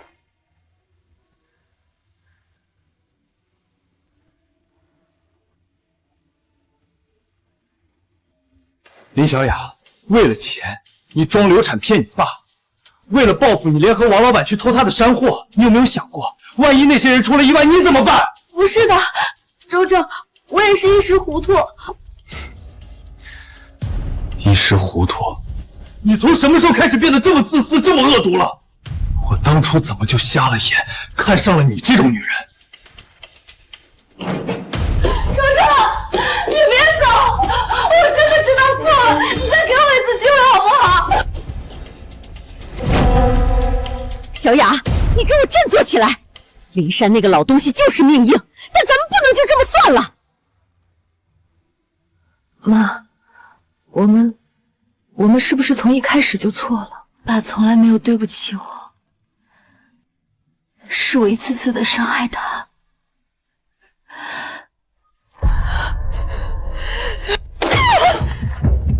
我告诉你，林小雅，你现在没有退路了。周正已经不要你了，你除了跟我一条路走到黑，别无选择。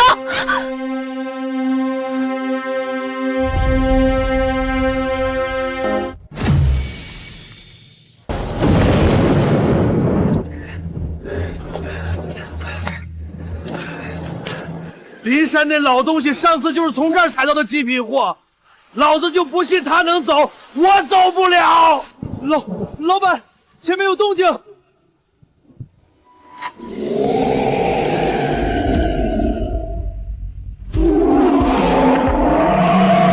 跑！快跑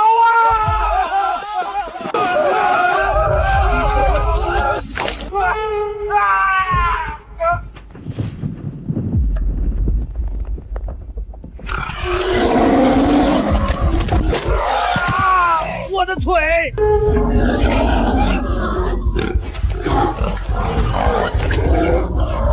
完了，完了，完了！这次真的完了！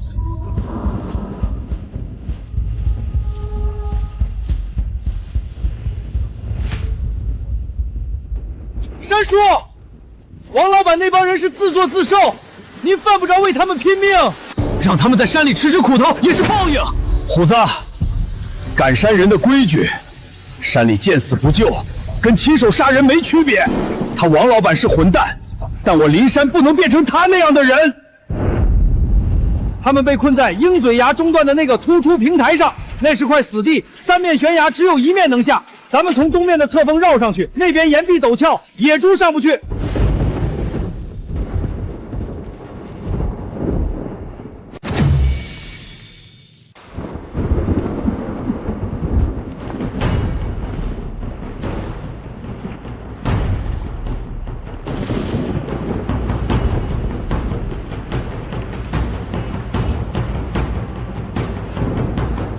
山叔，这路太险了，咱们能绕别的路吗？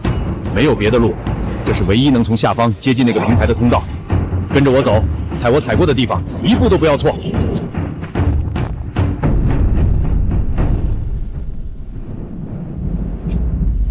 这也太险了！别往下看，盯着前面的岩壁，手抓牢，脚踩稳。我走了30年的鹰嘴崖，这条路闭着眼睛都能走。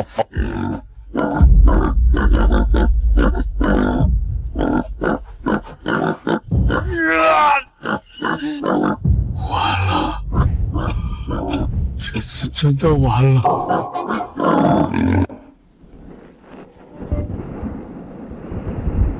王老板，抓住绳子，快！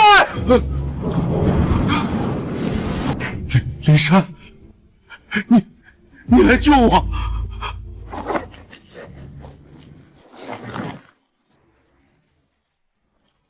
他腿断了，不能自己爬。我先背他上去，你抓紧绳子跟在后面，动作快，野猪随时可能冲上来。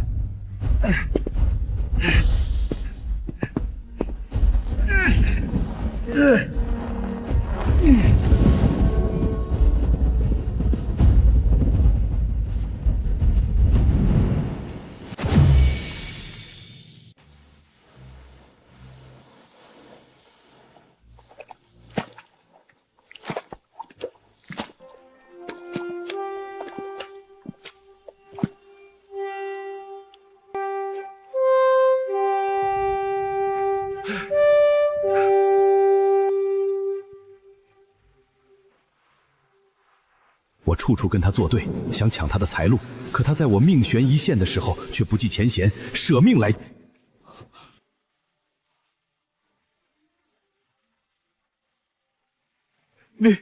林师傅，省点力气，路还长着呢，有什么话下山再说。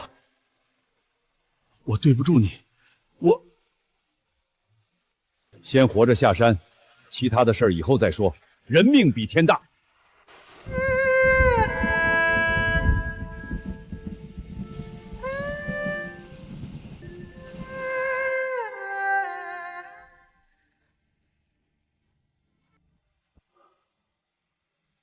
我王胖子活了50多岁，在商场上摸爬滚打，坑过人，也被人坑过。我以为这世界就是弱肉强食，不是你死就是我活。可今天，林山，你不计前嫌救我一命，我要是再不知好歹，连猪狗都不如。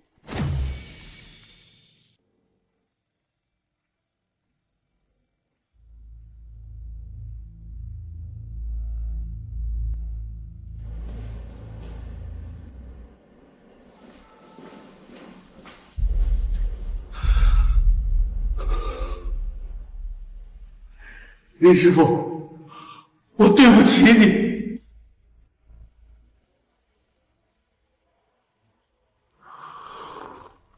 我受人指使，恶意打压你的生意，派人跟踪你，想摸清你的采货路线。我干的那些缺德事儿，一桩桩，一件件，我自己都瞧不起自己。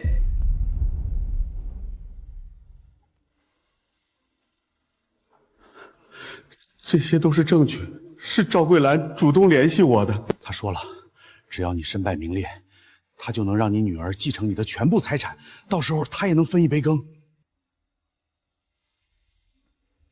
王老板，商战归商战，人命归人命。我昨天救你，不是为了今天换你这些证据，我救你，是因为我林山做人有底线。林师傅，您大人有大量，我愿意赔偿赶山王的所有损失。从今往后，我为您马首是瞻。您让我往东，我绝不往西。这辈子，我给您当牛做马。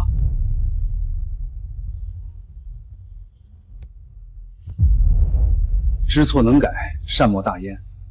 往后好好做人，比给我赔多少钱都强。这世上的钱赚不完，但良心要是丢了，就再也找不回了。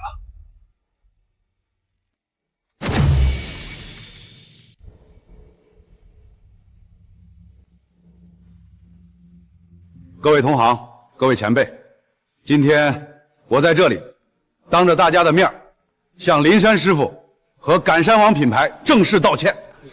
前段时间关于赶山王的所有谣言，全是我一手策划的。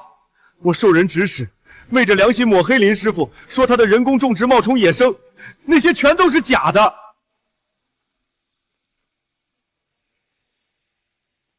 可林师傅在我被困鹰嘴崖、命悬一线的时候，不计前嫌，冒着暴雨和野猪群，舍命把我救了出来。我今天才明白，什么叫格局，什么叫人品。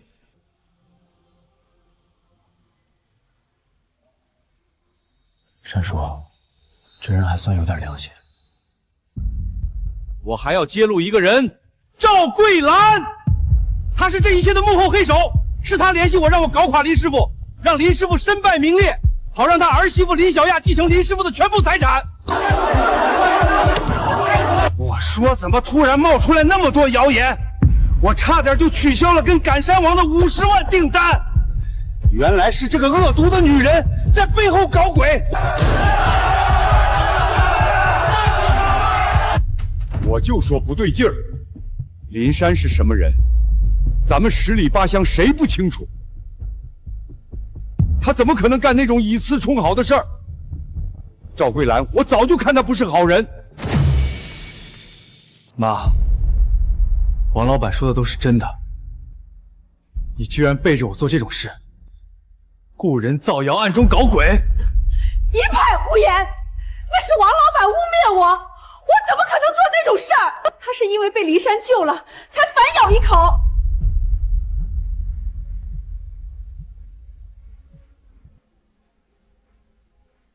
污蔑？那通话录音呢？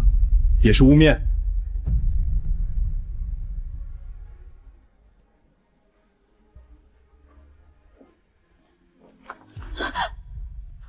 小雅，你愣着干什么？说话呀！等会儿周正把气都撒我身上，转头就得跟你算账。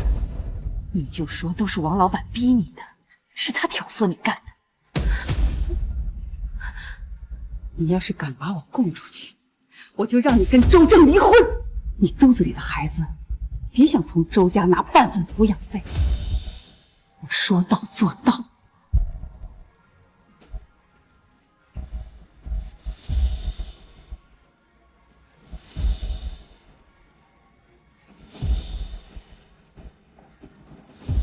你够了！到现在你还不知悔改，还要逼着小雅跟你一起撒谎。我不知悔改，我这么做是为了谁？还不是为了你们两口子？林山手里攥着几百万，却一分都不肯给小雅。我帮我儿媳妇争家产，我错了吗？争家产？你那是谋财害命！要不是我岳父不计前嫌，王老板早就死在鹰嘴崖了。你害得人家破人亡的时候，怎么没想过对错？小雅，从你装流产骗爸开始，到联合外人造谣抹黑他的生意，一桩桩一件件，我越想越心寒。周正，我知道错了，那些事儿都是我妈逼我的，我一时糊涂才听了她的话，我以后再也不敢了。小雅，我想了很久，咱们离婚吧。周正，我先去客房住了，我需要时间冷静。等孩子出生以后，咱们再谈以后的事儿。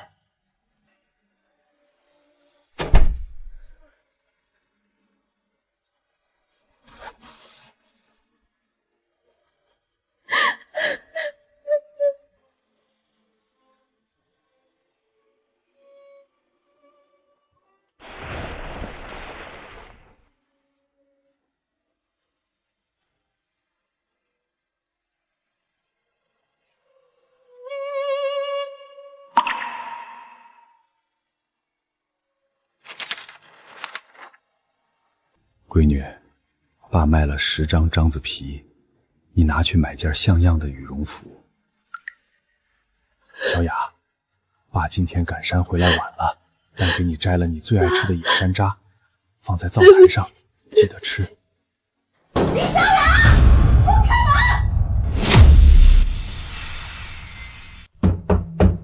李小雅，你给我出来！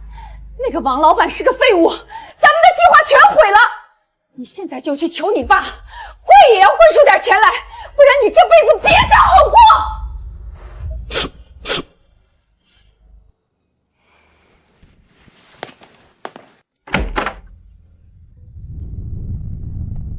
妈，够了，从今往后，我不会再听你的，我自己的路，我自己走。你说什么？你教我的那些算计，那些阴谋，我受够了。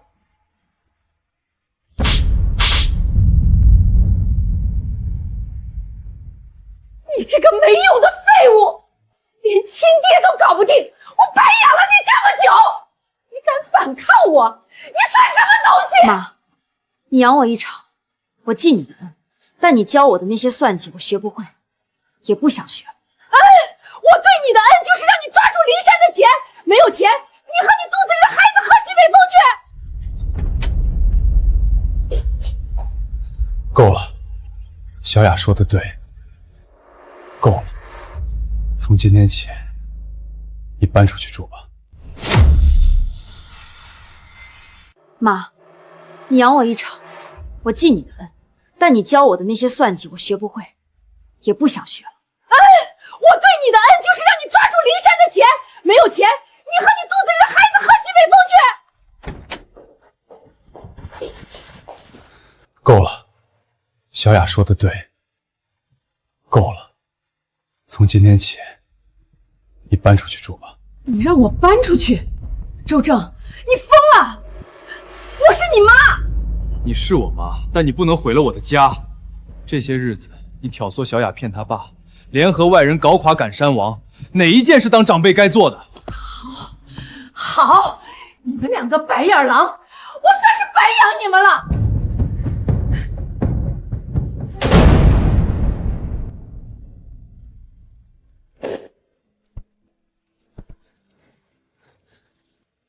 没事了，都过去了。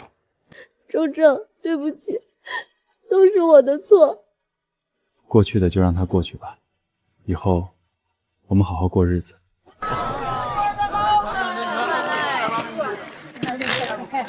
站南。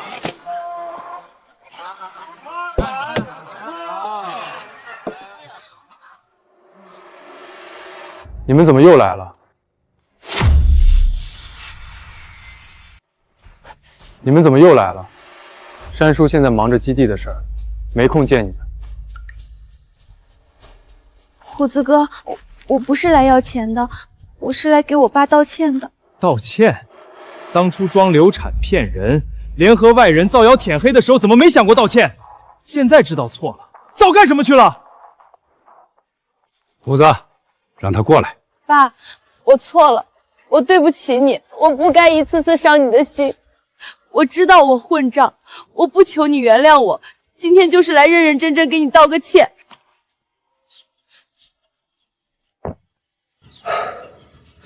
起来吧，地上凉，别伤着肚子里的孩子。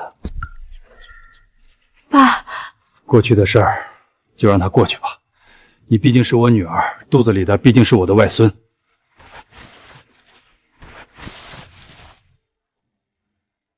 这是给孩子准备的长命锁，保平安，钱留着生孩子用。以后跟周正好好过日子，别再听旁人挑唆走歪路了，踏踏实实的，比什么都强。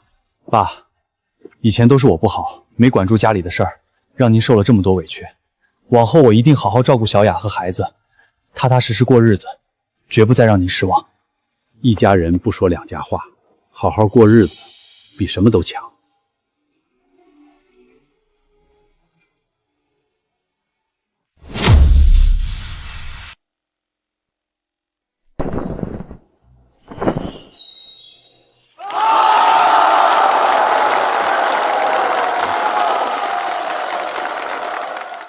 今天咱们赶山王生态旅游基地正式成立了，往后咱们青山村不光能卖山货，还能让城里人来咱们山里看风景，体验赶山生活。我林山向大家保证，只要咱们肯吃苦，心往一处想，守着这片青山，就一定能挖出金元宝，日子芝麻开花节节高。好，太气派了！咱们青山村也有自己的旅游牌子了。当初山哥说要带咱们靠大山吃饭，我还半信半疑。这才1年多，真的干成大事了，可不是嘛？以后咱们在家门口就能赚钱，老人孩子都能顾上，这日子越来越有奔头了。